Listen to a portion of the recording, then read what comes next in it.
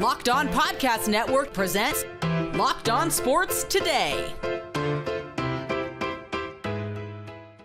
The Minnesota Vikings are one step closer to the top seed in the NFC. Also, the Commanders had a chance to sew up a playoff spot on Sunday night. And Joe Burrow is as good as any player who will actually win the NFL MVP this year.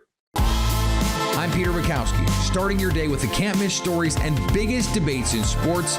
You're Locked On Sports Today. Searching all major sports. Found. Let's start with the biggest story. The Minnesota Vikings still have a shot at the number one overall seed in the NFC. They get a 27-25 win over the Green Bay Packers. Got a little tense in the final minutes there. Luke Braun, our win probability master, was never concerned, though. I know that. Never a doubt. Never a doubt. Luke, you did joke in the middle of the game that there was a win probability over 94%. So you assured Vikings fans nothing that happened after that mattered.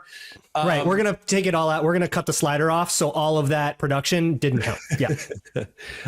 We joke, but this was a game that, at least by the scoreboard, kind of like the first match, was never really that close. How are the Vikings able to shut down an offense, for at least for most of the game, that the rest of the NFL has not been able to? Yeah, the way that they rushed the passer, like their pass rush plan worked really, really well. It got Jordan Love to flush out, to force him into throwaways or bad throws.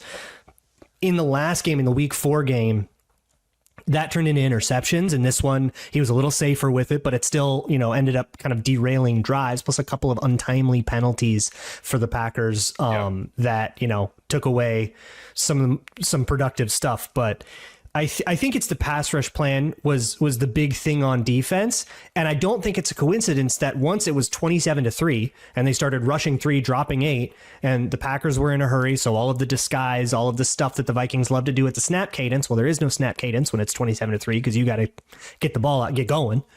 Then suddenly it was just sort of vanilla zones and Jordan Love could just pick it apart. And by the way, you got 3 pass rushers, and those 3 pass rushers are like Jonathan Bullard and like all the 300-pound guys. So then suddenly it started to work, and similar to the last game, both of them had this moment where, okay, it's 22-28. That was last week, or this one is 27-25. The offense has the ball and they have to do something here. They've got to go retake control of this game. And in this case, it was the Vikings needing a couple first downs to get it into kneel downs, and they were able to do that. We can't gloss over. By the way, 27-10 and 20-10 or 20-3, excuse me, were the leads in this game. I don't want people to get confused. 27-10. Oh, my bad. Yeah, I don't want people to get confused with the first game, because that was that was a weird set of scores too. Yeah. We can't gloss over Sam Darnold having a career game in this one. Banged up Packers secondary aside, this has been one of the surprise defenses of the year, a top 10 by a lot of metrics defense. And this Sam Darnold passing game carved them up. Yeah. And part of that was, I think, again, there was a schematic element. I think the Packers were in quarters a lot, but I can't say for sure because you can only see so much on TV. But to my live eye, it looked like they were in quarters a lot, trying to get brackets on Justin Jefferson, right? Trying to get doubles, cones. That's a very common way for everybody to play the Vikings. So they had a lot of beaters for that, and they were able to execute on those. But a lot of times that means you need guys like Jalen Naylor to step up, or guys out in the flat to step up, like getting the ball to CJ Ham in the flat, needing a first down, do or die right at the 2-minute warning, and being able to connect on those. Plus Sam Darnold sitting in a lot of long pockets. That was a heck of a pass protection game that helped unlock all of that stuff as well. And then suddenly you can get guys downfield. You can run, whirly bird kind of routes that take forever, really hard to cover, but if you can block it up, they're going to be there. How would the Vikings getting the number 1 overall seed impact your belief that they can win the NFC? Well, I'm already there. This is a team that's you're in your confidence in their ability. I guess that should be the way. The confidence in their ability. Like, how big is the 1 seed to the Vikings hosting Philly or Detroit versus having to go to that building? Oh, yeah, for sure. I mean, look, take the bye, right? Like, now that's one less game that you can screw up, right? So it's obviously the effects of that are not lost on me. But this team is kind of played better on the road than they have at home. And they have proven that it doesn't matter who you are. They can walk into that game and at least go toe-to-toe. Even with the Lions, the first time they played them, they lost that game. But they were in the exact same situation they were in against the Packers. They were up by a field goal, or I think they were up by 2. And with needing 2 first downs to get it, and the only difference was Cam Akers caught this one and Sam Darnold threw the other one too high. The Lions won that game and the Packers didn't win this game. So they can play with anybody. In your house, in our house, doesn't matter. They can play with anybody. Obviously, take one game out of the equation. That makes me feel a little better. But as the 5 seed, if they lose a tough one to the Lions and they end up traveling to Tampa or Atlanta or LA or whatever it ends up being, I still feel like this team can go take it to anybody. Will it feel weird at all for Vikings fans if, let's say, the Packers get the 6 or the 7? You're going to get one of those 2, and you're rooting for them because then you get to host a home playoff game if certain things. I don't want the Packers a third time. It's so hard to beat somebody 3 times. Give me a team that hasn't paid attention to us yet, that has no reason to. Give me the Commanders. And because they haven't paid any attention to the Vikings, they're scouting us for the first time. I would like to avoid the division as much as possible, but something tells me that's not going to be the case. I think the NFC North is going to play itself. I don't think anybody eliminates the NFC North that's not also in the NFC North. You can stay up to date all year on the Green Bay Packers and Minnesota Vikings by subscribing to Locked On Sports Today, Locked On Vikings, and of course my other show, Locked On Packers, on your favorite podcast app and on YouTube. You're Locked On Sports Today. Coming up, Jaden Daniels had a chance to stamp his ticket to the playoffs on Sunday night. Before we get to that, the Giants won a home game that has huge consequences. Did Rocket Money help you find subscriptions you forgot about or that you were paying for twice? Well, it can happen. How about something you didn't realize you were paying for? Something that you forgot about. Makes it easy to track them all down with Rocket Money. Rocket Money is a personal finance app that helps find and cancel your unwanted subscription, monitors your spending, and helps lower your bills so you can grow your savings. It brings everything together in one place, whether it's subscriptions, your spending habits, or even the goals you want to hit this year. For me, the thing that I need is the subscription tracker. Cancel something that you forgot you're paying for. Definitely had an app or two that I went, I'm still paying for that? Shoot, I didn't even realize. Rocket Money can help you cancel your unwanted subscriptions and reach your financial goals faster with Rocket Money. Go to rocketmoney.com/locked-on. That's rocketmoney.com/locked-on. rocketmoney.com/locked-on. The New York Giants got their first home win of 2024 in their final home game. The win knocked out the Indianapolis Colts from the AFC playoff race, but it also knocked the Giants out of the top pick in the NFL draft. The New York Giants finally put together complimentary football in all 3 phases of the game, really for the first time since their Week 5 win over the Seattle Seahawks. This week, New York survived a scoring shootout with the Indianapolis Colts, walking away with a 45-33 win to avoid going winless at home for the first time since 1974. Quarterback Drew Lock was on fire, throwing for 309 yards and 4 touchdowns while also running for 1 other.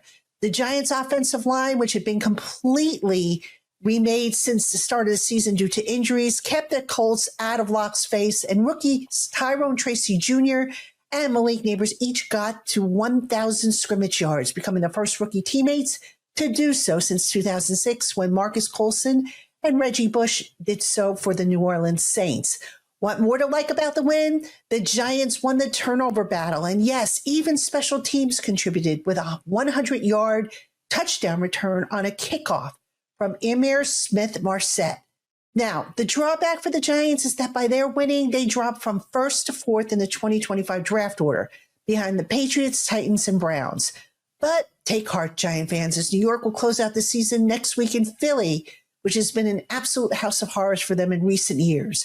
Will the Giants prevail? Will they rise up in the draft order? We'll find out in a week.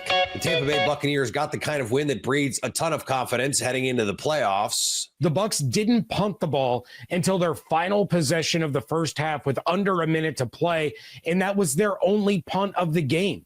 They had 6 first-half possessions, scored 2 touchdowns, 3 field goals. They had 3 second-half possessions, scoring 2 more touchdowns and kneeling out the game. You mix in a special teams touchdown, and it was complete dominance by the Buccaneers all day long. The defense was a little shaky to open up the game. They allowed the Panthers to go 70 yards in 6 plays, matching exactly what Tampa's offense did on their opening drive. But then they get 3 straight 3-and-outs before allowing a 40-yard Adam Thielen touchdown on Carolina's 5th possession. Then they give up some yards, but Pinheiro misses a 53-yard field goal at the end of the half. In the second half, Carolina had the following drives: 5 plays, 12 yards, punt. 3 plays, no yards, punt blocked and returned for a touchdown. Then 5 plays, 9 yards, punt. 11 plays, 22 yards, turnover on downs. That's 43 total yards allowed in the entire second half by the Buccaneers defense, who was without Jamel Dean. Aaron Rodgers and the Jets found yet another level of low in Week 17. Zero effort. That's what the New York Jets showed in Week 17. I'm John, the host of Locked On Jets, and the Jets were blown out by the Buffalo Bills 40-14 in Orchard Park in Week 17 action. The Jets' record drops to 4-12 on the season. Mercifully, there's only 1 game left in the 2024 campaign. We know that there are a lot of issues with this team. The roster was overrated at the start of the season. This team is nowhere near as good as it was presented before the year began. The Jets have also dealt with a lot of players aging and declining, most notably their quarterback, Aaron Rodgers. We know the coaching on this team is very bad. And in this game, the Jets were dealing with injuries. In fact, they were down to their number 4 and number 5 offensive tackles. On some level, this team's failures are forgivable. But one thing that's not forgivable is a lack of effort. And that's what the Jets showed in the second half of this game. They were down 12-0 at halftime. And they weren't playing very well. But if they showed some fight, they could have kept this a game. Instead, once things went wrong in the second half, it snowballed, and we saw a team just flat out quit when it comes to guys not trying to recover fumbles like Aaron Rodgers did when he dove away from a ball, when you talk about defenders not finishing plays, when you talk about Josh Allen being allowed to scramble as long as he wants and throw balls up in the air that defenders aren't contesting, bad penalties left and right.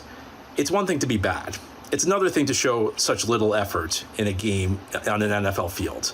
Very disappointing effort for the New York Jets in a lost season. This team might be bad, but it also showed very, very little fight.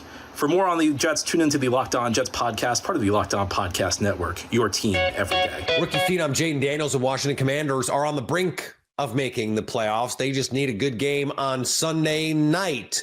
But could they get it against the NFC South leading Atlanta Falcons? 30-24. Is the final score. The Washington Commanders pulling off an overtime victory, because what's better than primetime football?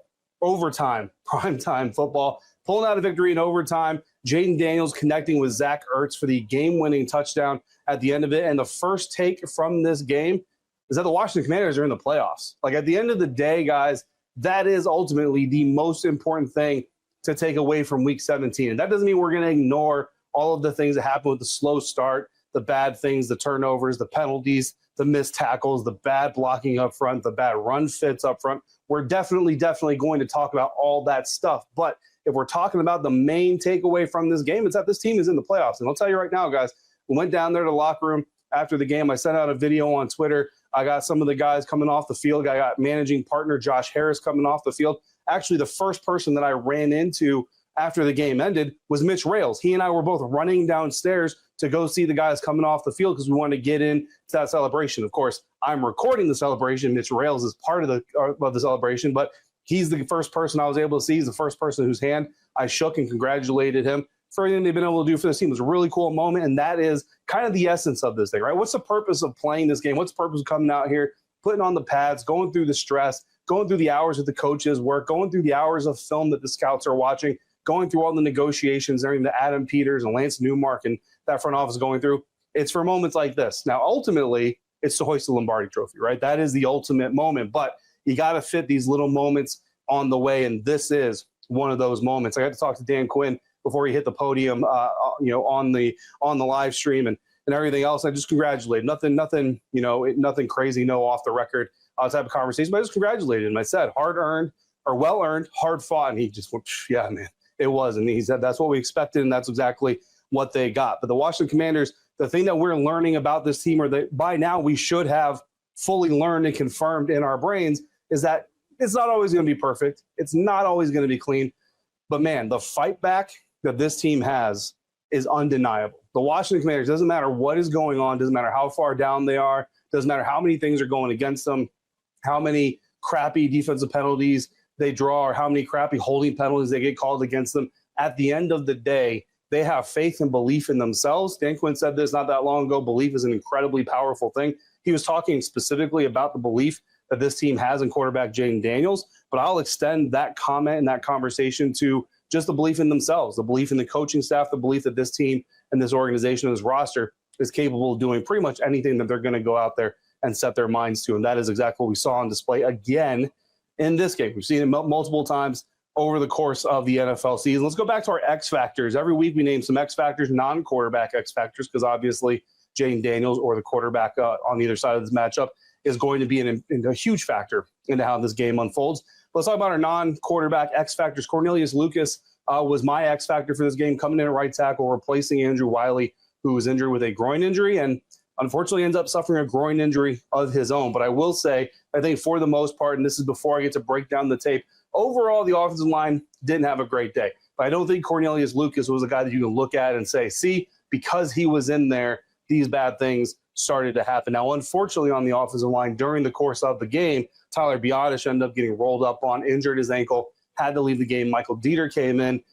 And I wouldn't say right off the bat, but pretty close to right off the bat, there were some blown protection coverages, some blown slides. There was a rep where Brandon Coleman blocked inside, and you assume that is the call that he's been given, is you're going to block down the line of scrimmage. As he's blocking down, Matthew Judon is coming around the edge. Brandon Coleman doesn't see him in time because he's blocking down, unable to get out there, and Matthew Judon ends up blowing up Jaden Daniels with a big blindside hit. Those are things that you obviously want to get rid of.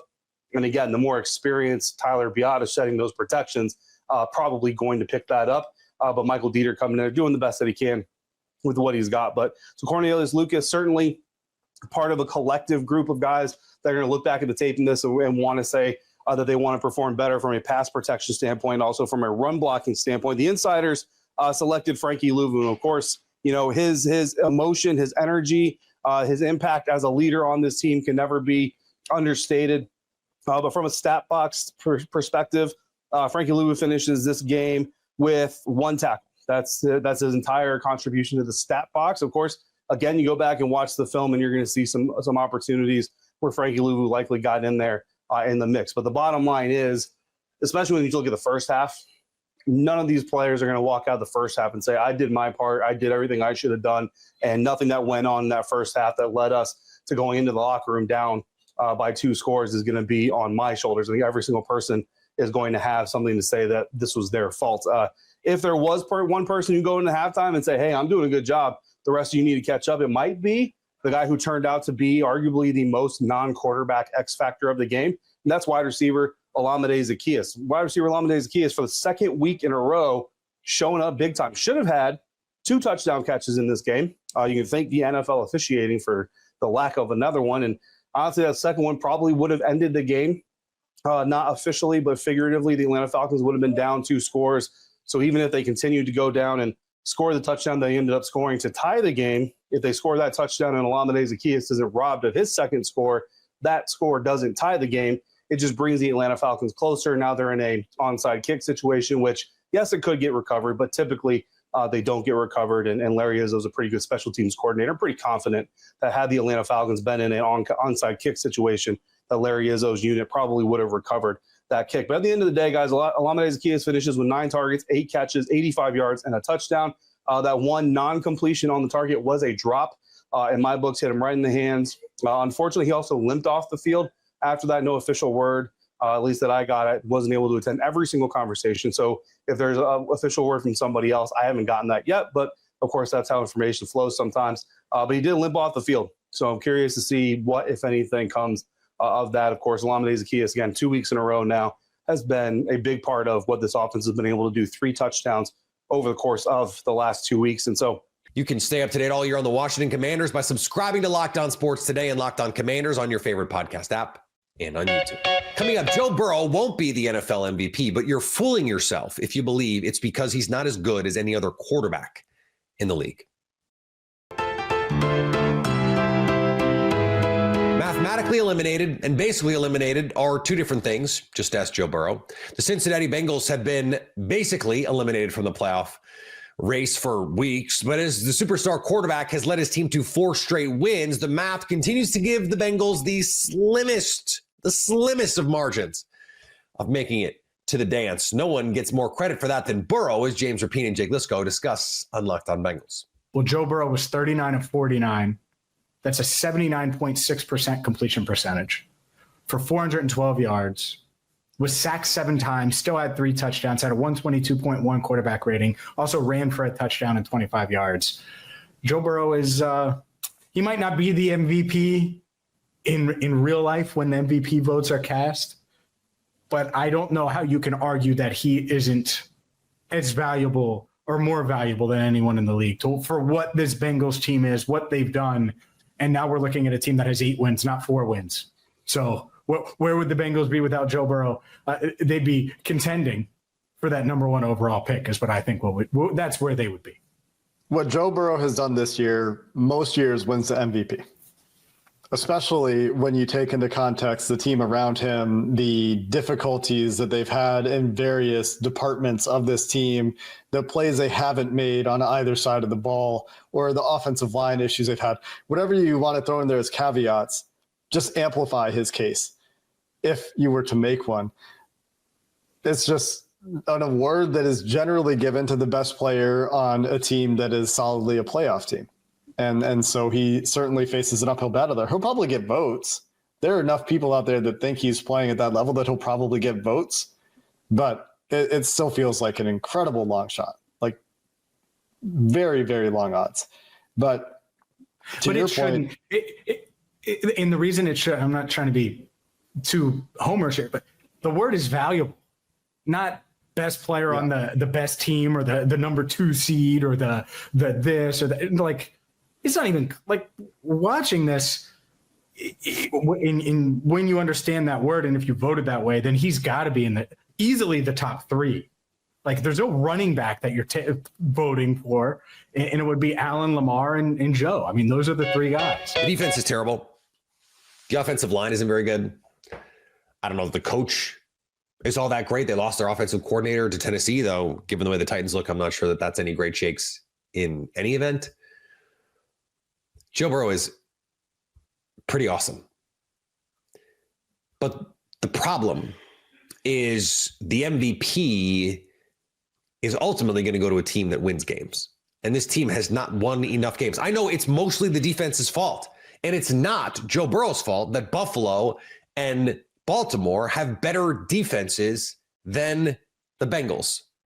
But Baltimore, for half the season, had a terrible problem with their defense. Their passing defense was giving up explosive plays left and right. It didn't matter because Lamar Jackson, at least more games than not. And Josh Allen, this is a banged up Buffalo defense. We've seen them get lit up by the Rams. We've seen the vulnerabilities that this defense has. We've also seen Josh Allen do things that few other humans on planet Earth could think to do. And I hate to make it go to this place because Joe Burrow controls the game so dynamically with his mind and his arm. But what separates Josh Allen and Lamar Jackson from most other quarterbacks, and this is true also of Patrick Mahomes, the way that he can create plays with his feet in big moments. What Josh Allen and Lamar Jackson do as runners, they could be MVP candidates just as throwers, as Joe Burrow is. But you add in the fact that they are 2 of the most dynamic players in the league with the ball in their hands, regardless of position. Puts them in a different category, at least this season. And finally, former President Jimmy Carter passed away on Sunday. He will always be remembered for his post-presidential work, but while he was in office, he instituted something that still stands today. The 1980 Super Bowl champion Pittsburgh Steelers were the first team to visit the White House after winning their title. The Pittsburgh Pirates also visited at the same time to celebrate their 1980 World Series win. Yes, there was a time in history when the Pirates did that sort of thing. Carter lived longer after leaving office than any other previous U.S. president, as he was 100 years old when he passed away. If you're catching this episode after hearing your favorite Locked On show, make sure to subscribe to Locked On Sports Today on YouTube or wherever you get your podcasts so you never miss an episode. Also, if you're a new subscriber to Locked On Sports Today, we're here for you with the biggest stories in sports every day. Coming up on the next Locked On Sports Today, who will be in the most tense situation in Week 18? So at least until tomorrow, stay Locked On Sports Today. Locked On Podcast Network presents Locked On Sports Today. Go to our video on demand. Click on sports at the top of your screen. There, you'll find past episodes of Locked On Sports Today, plus other Locked On shows on demand.